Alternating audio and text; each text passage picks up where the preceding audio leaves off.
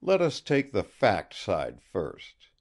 Here we have a man in his home, amidst his own household, plenty of servants of different classes in the house, which forbids the possibility of an organized attempt made from the servants' hall. He is wealthy, learned, clever. From his physiognomy there is no doubting that he is a man of iron will and determined purpose.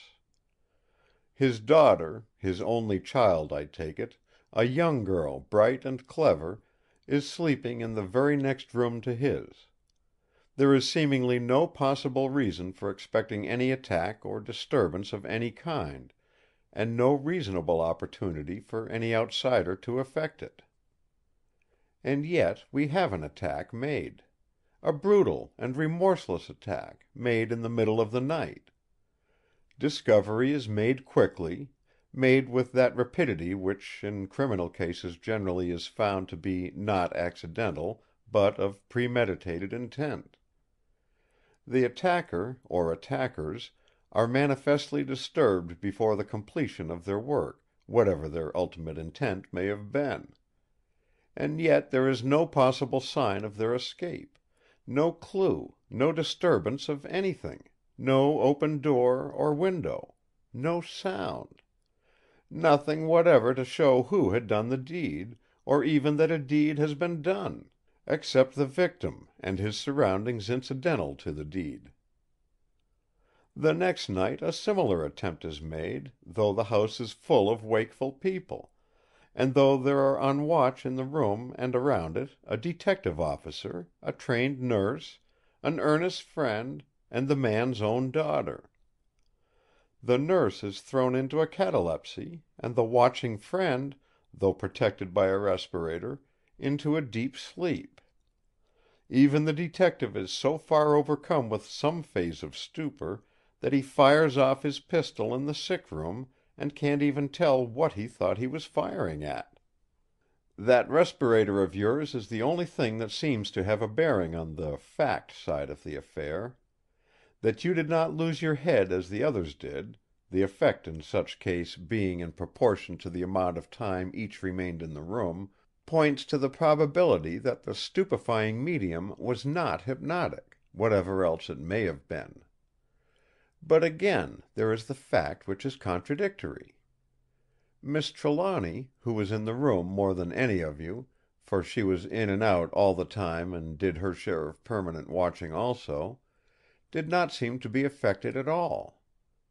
This would show that the influence, whatever it is, does not affect generally, unless, of course, it was that she was in some way inured to it. If it should turn out that it be some strange exhalation from some of those Egyptian curios, that might account for it. Only we are then face to face with the fact that Mr. Trelawny, who was most of all in the room, who, in fact, lived more than half his life in it, was affected worst of all. What kind of influence could it be which would account for all these different and contradictory effects? No. The more I think of this form of the dilemma, the more I am bewildered.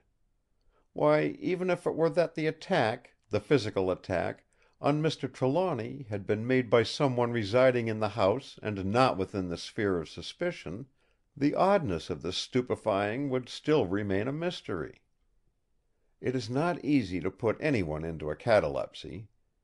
Indeed, so far as is known yet in science, there is no way to achieve such an object at will. The crux of the whole matter is Miss Trelawny, who seems to be subject to none of the influences, or possibly of the variants of the same influence at work. Through all she goes unscathed, except for that one slight semi-faint. It is most strange." I listened with a sinking heart; for though his manner was not illuminative or distrust, his argument was disturbing. Although it was not so direct as the suspicion of the detective, it seemed to single out Miss Trelawny as different from all others concerned, and in a mystery to be alone is to be suspected, ultimately if not immediately. I thought it better not to say anything.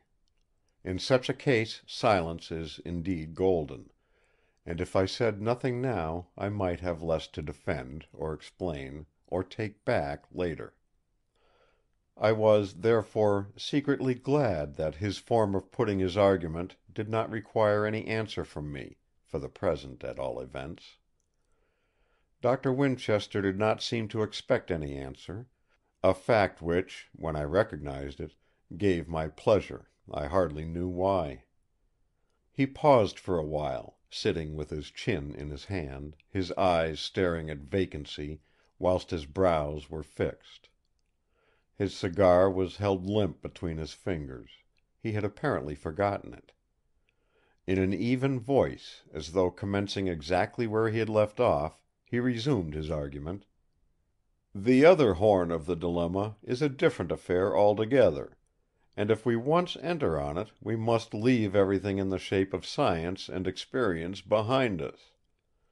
I confess that it has its fascinations for me, though at every new thought I find myself romancing in a way that makes me pull up suddenly and look facts resolutely in the face. I sometimes wonder whether the influence or emanation from the sick room at times affects me as it did the others, the detective, for instance. Of course it may be that if it is anything chemical, any drug for example, in vaporeal form, its effects may be cumulative. But then what could there be that could produce such an effect?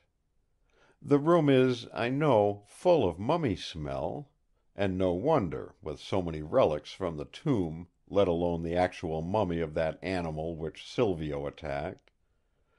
By the way, I am going to test him tomorrow.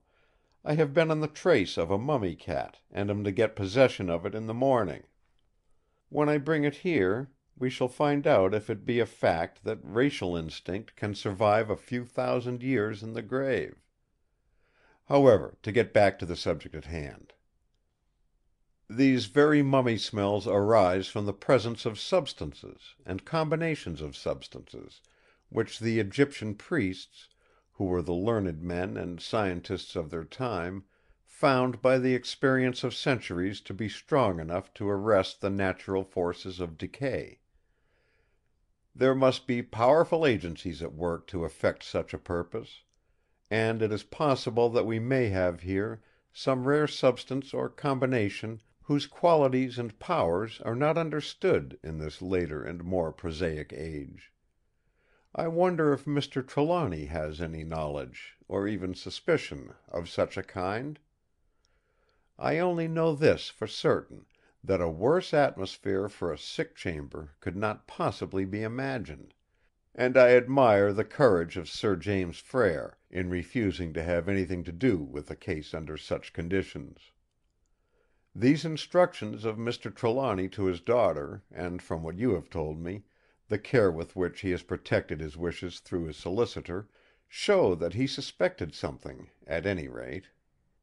Indeed, it would almost seem as if he expected something to happen. I wonder if it would be possible to learn anything about that. Surely his papers would show or suggest something. It is a difficult matter to tackle, but it might have to be done. His present condition cannot go on forever, and if anything should happen there would have to be an inquest. In such case full examination would have to be made into everything. As it stands, the police evidence would show a murderous attack more than once repeated. As no clue is apparent, it would be necessary to seek one in a motive." He was silent. The last words seemed to come in a lower and lower tone as he went on. It had the effect of hopelessness. It came to me as a conviction that now was my time to find out if he had any definite suspicion; and as if in obedience to some command, I asked: "Do you suspect anyone?" He seemed in a way startled rather than surprised as he turned his eyes on me. "Suspect anyone? Anything, you mean. I certainly suspect that there is some influence, but at present my suspicion is held within such limit. Later on, if there be any sufficiently definite